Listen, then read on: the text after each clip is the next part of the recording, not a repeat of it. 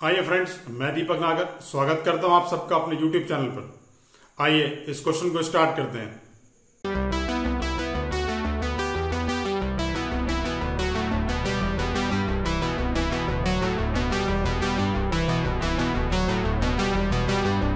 आइए question number 26 देखेंगे। Book का नाम है डीके गोयल, टॉपिक का नाम है not for profit organisation. Question में रिसिप्टेड पेमेंट और कुछ एडजस्टमेंट दे रखी हैं, इनकम एंड एक्सपेंडिचर और बैलेंस शीट बनाने के लिए बोला है। आइए क्वेश्चन में एडजस्टमेंट से स्टार्ट करते हैं। सबसे पहले सब्सक्रिप्शन दे रखा है, सब्सक्रिप्शन रिसीवेबल। सब्सक्रिप्शन रिसीवेबल का मतलब होता है सब्सक्रिप्शन आउटस्टैंडिंग। आइए उसे लिखना चालू करें। बाय सब्सक्रिप्शन, बाय सब्सक्रिप्शन का मतलब है अमाउंट जो रिसिप्टर पेमेंट में दे रखी है उसे कंसीडर करूंगा। अमाउंट है 96,000। इस 96,000 के अंदर 800 रुपए वो इंक्लूड है जो पिछले साल वाले सब्सक्रिप्शन के इस साल आ गए थे, आउटस्टैंडिंग सब्सक्रिप्शन बिगनिंग वाला। और आउटस्टैंडिंग सब्सक्रिप्शन बिगनिंग वाला क्या हो जाता है? लेस हो जाता है। इसी के नीचे लिखा है ऑन 31 मार्च 2014 फॉर 2013-14। यहां पर इस वर्ड को मार्क कर लें, फॉर 2013-14। इसका मतलब है ये 2500 रुपए करंट ईयर के आउटस्टैंडिंग है, और करंट ईयर की जो आउटस्टैंडिंग होती है वो हम प्लस कर लेते हैं। तो 2500 को मैंने यहां पर प्लस कर लिया। इसके बाद एडवांस सब्सक्रिप्शन लिखा हुआ है, सब्सक्रिप्शन रिसीव्ड इन एडवांस। कौन से वाला है? ये हमारा बिगनिंग वाला है। तो बिगनिंग वाली फिगर हमारी प्लस हो जाएगी। इसका अमाउंट मेरे को दे रखा है 600, लेस कर देते हैं subscription received in advance at the end. ये अमाउंट है 900 रुपए। यहां तक का हमने प्लस माइनस कर लिया। इन्हें प्लस माइनस करके आउटर कॉलम में डाल देता हूं। This is 97,400। अब इनको बैलेंस शीट में भी शो करेंगे। चलिए बैलेंस शीट की तरफ। ओपनिंग बैलेंस शीट में सबसे पहले मैंने लिखा आउटस्टैंडिंग सब्सक्रिप्शन।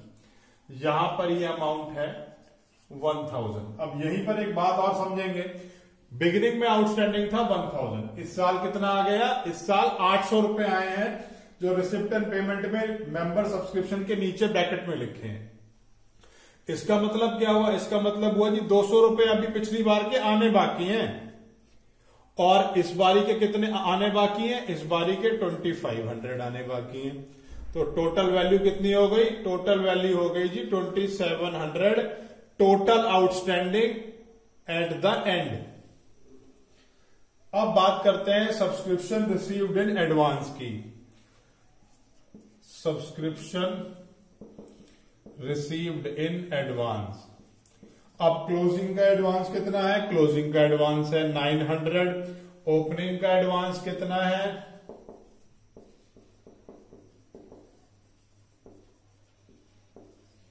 600। सब्सक्रिप्शन की सारी एडजस्टमेंट मैंने डाल दी है। आइए अब आगे चलते हैं। स्टॉक ऑफ मेडिसिन में जो है हमें वो दे रखी है एडजस्टमेंट। अब स्टॉक है तो opening stock opening balance sheet में, और closing stock closing balance sheet में।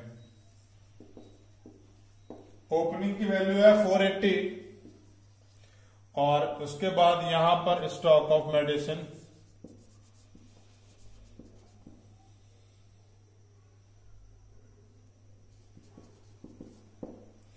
ये वैल्यू है 650।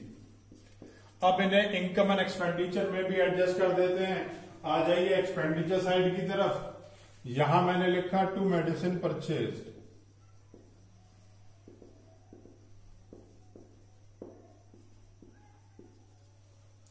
अब मेडिसिन परचेज की वैल्यू कितनी है भैया? मेडिसिन परचेज की वैल्यू है 4000। इसमें मैंने ऐड कर लिया ओपनिंग स्टॉक ऑफ मेडिसिन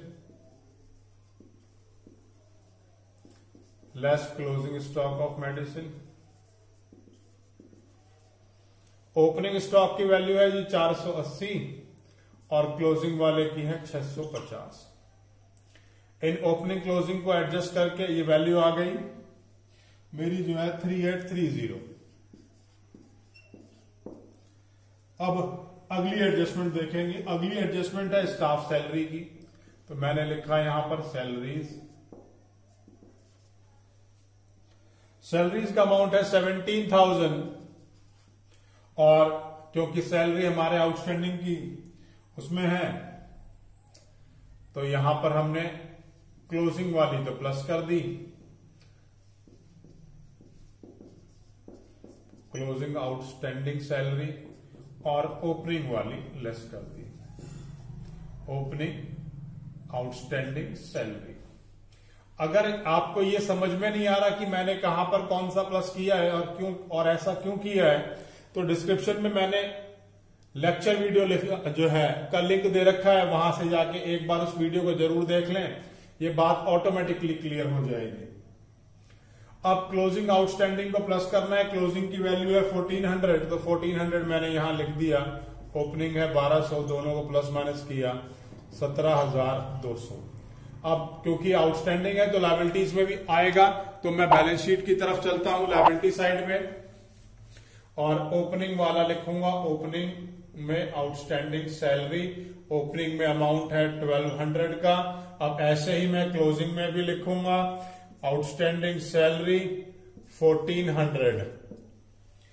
अब हमने सारी एडजस्टमेंट कर ली, एक लास्ट एडजस्टमेंट बाकी है। The total furniture on 1 April 2013 was 20,000। मतलब ओपनिंग का फर्नीचर की वैल्यू दे रखी है, तो ये लिख दिया मैंने, फर्नीचर अमाउंट है 20,000 रुपए। अब इसके बाद उसने बोला है कि 5,000 का फर्नीचर हमने बेच भी दिया है, तो इससे भी एडजस्ट कर लेते हैं, जो बेचा है उससे भी चेक कर लेते हैं। एक बारी जरा ढंग से देखेंगे, रिसिप्ट साइड में कुछ पैसे आ रहे होंगे सेल ऑफ फर्नीचर के, ये पैसे आ रहे हैं 1,600 रुपए और फर्नीचर कितने का था, फर्नीचर था जी 5,000 रुपए का। तो मैं लिखूंगा loss on sale of furniture. Amount कैसे निकाला, 5,000 का एसेट था, 1,600 में बेच दिया, 3,400 का लॉस हो गया। 5,000 का एसेट 1,600 में बेचा तो 3,400 का मुझे लॉस हो गया। इनकम एंड एक्सपेंडिचर अकाउंट में लॉस या प्रॉफिट ही आएगा, सेल को हम या परचेज को हम यहां रिकॉर्ड नहीं करते हैं। आइए, अब उसने बोला है कि डेप्रिसिएशन चार्ज कर देंगे जो है 10% on the closing balance of furniture. जरा एक बार जो है पेमेंट साइड में चेक कर लेते हैं, क्या इस साल कोई और फर्नीचर लिया है, ढंग से प्लीज सब लोग देख लें एक बारी। हाँ जी, देखा क्या? नहीं भाई, कोई फर्नीचर नहीं लिया है। तो आइए फर्नीचर को जो है अब उसका इफेक्ट क्लोजिंग बैलेंस शीट में शो कर देता हूं। फर्नीचर स्टार्टिंग में कितना है, स्टार्टिंग में है जी 20,000। अब इसमें से आपने कितने का बेच दिया, इसमें से बेच दिया 5,000 का, तो अब कितना रह गया, अब रह गया 15,000। अब 15,000 के ऊपर 10% का अमाउंट चार्ज करूंगा तो वो हो जाएगा 1,500। क्या बोला मैंने, पहले इसको इसमें से लेस किया तो अमाउंट आया 15,000, उसका 10% आया 1,500 और इसको लेस करने के बाद ये फर्नीचर आफ्टर डेप्रिसिएशन है 13,500। अब जो डेप्रिसिएशन आपने यहां लगाया है ये आपका खर्चा है और सारे खर्चे जो है इनकम एंड एक्सपेंडिचर में शो करने पड़ेंगे। तो आइए उसे भी वहां लिख देते हैं, to depreciation on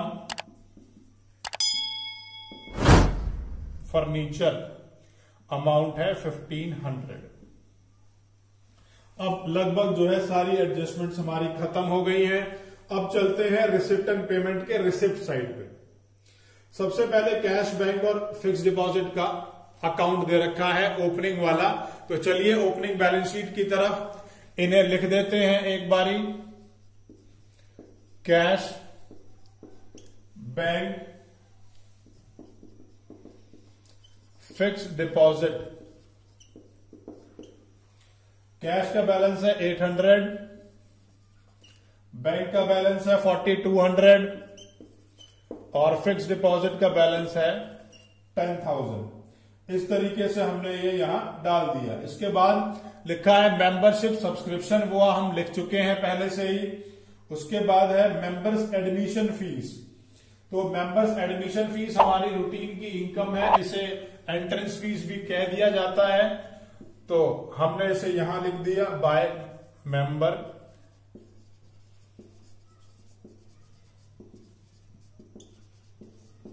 admission fees. Amount है 3500। इसके बाद लिखा है sale of furniture. Sale of furniture आप लिख चुके हो। उसके बाद लिखा है sale of grass. Sale of grass की अमाउंट है 200 रुपए। उसके बाद है डोनेशन। डोनेशन ही लिखा हुआ है तो डोनेशन हमारी इनकम है, इनकम साइड में लिख देता हूं। अमाउंट है 5000। उसके बाद है मैच फंड रिसिप्ट। तो मैच फंड रिसिप्ट तो स्पेसिफिक फंड हो गया, उसको बैलेंस शीट में डाल लेते हैं। चलिए क्लोजिंग बैलेंस शीट में लिखेंगे उसको। मैच फंड रिसिप्ट अमाउंट है 12000। ये अंदर ही लिख देता हूं, कुछ ना कुछ खर्चे भी होंगे, बाद में लेस कर दूंगा। आइए इनकम साइड में आ जाते हैं। कुछ इंटरेस्ट आया है फिक्स डिपॉजिट के ऊपर। जरा एक बार फिक्स डिपॉजिट को बैलेंस शीट वो रिसिप्ट साइड में देख लें कितने का फिक्स डिपॉजिट है भाई। 10,000 रुपए का फिक्स डिपॉजिट है। अब 10,000 पर रेट ऑफ इंटरेस्ट कितना है? रेट ऑफ इंटरेस्ट है जी 9%। और यहां इंटरेस्ट कितना आया है? 450।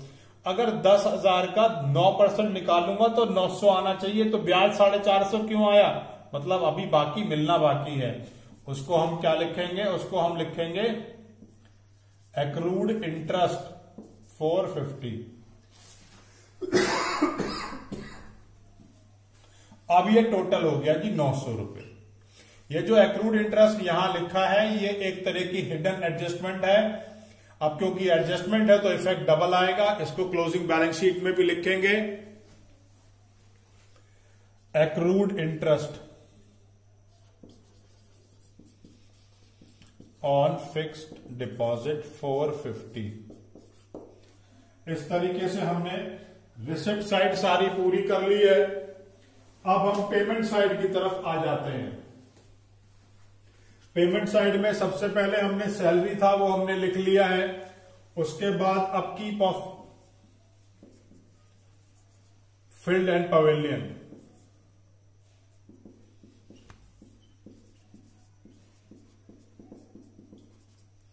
अमाउंट है 3400।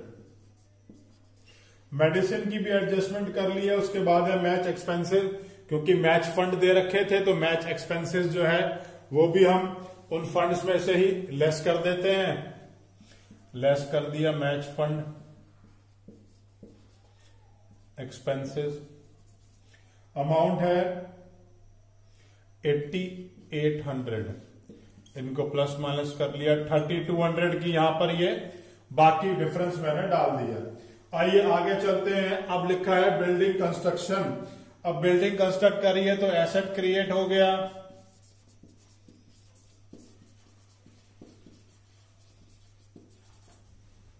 अमाउंट है मेरा 30,000। Next is maintenance expenses. आइए खर्चे में लिखेंगे एक्सपेंडिचर के अंदर, इनकम एंड एक्सपेंडिचर में to maintenance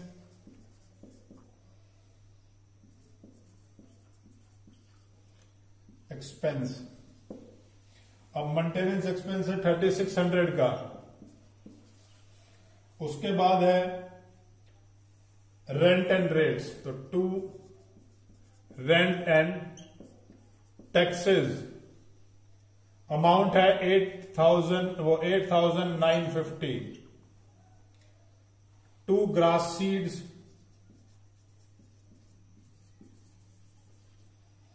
to grass seed का अमाउंट है 500। उसके बाद है cost of second hand car. अब जो cost of second hand car है वो तो मेरा एसेट है, तो मैंने कार के नाम से एसेट यहां लिख दिया है 40,000 का। इसके बाद क्लोजिंग बैलेंसेस दे रखे हैं किस किस के? कैश के, बैंक के और फिक्स डिपॉजिट के। कैश का बैलेंस है 1500, बैंक का बैलेंस है 6000 और फिक्स डिपॉजिट का बैलेंस है 10000। और फाइनली इस तरीके से करके हमने सारी की सारी फिगर्स यहां डाल ली हैं। आइए अब इनका टोटल लगाना स्टार्ट करते हैं।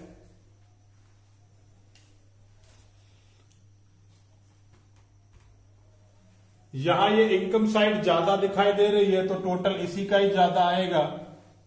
इसका टोटल है 1,07,000। ये टोटल बड़ा है तो इसे दोनों साइड लिख लिया मैंने।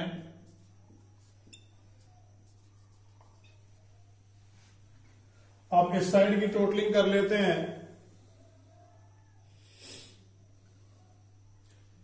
इस साइड का जो टोटल आ रहा है पूरा वो आ रहा है 42,380 और यहां टोटल है कितना 1,07,000।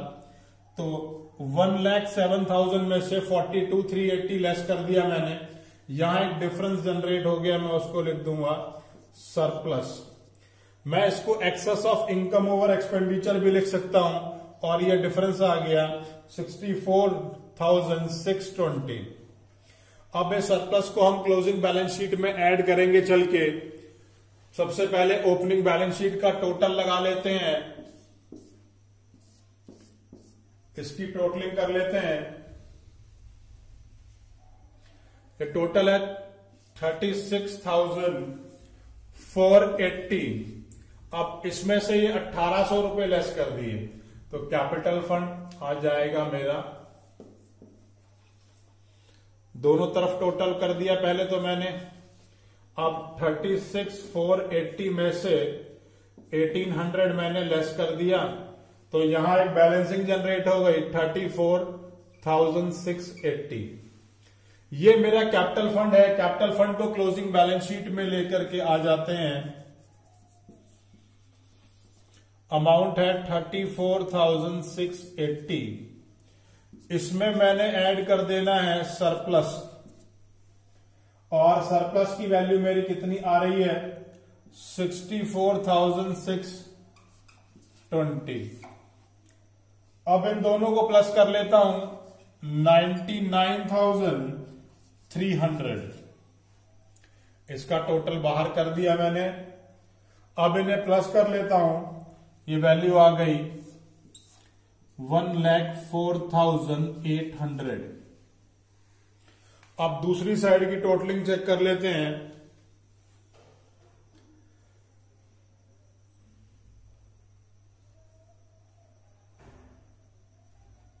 इस साइड का टोटल भी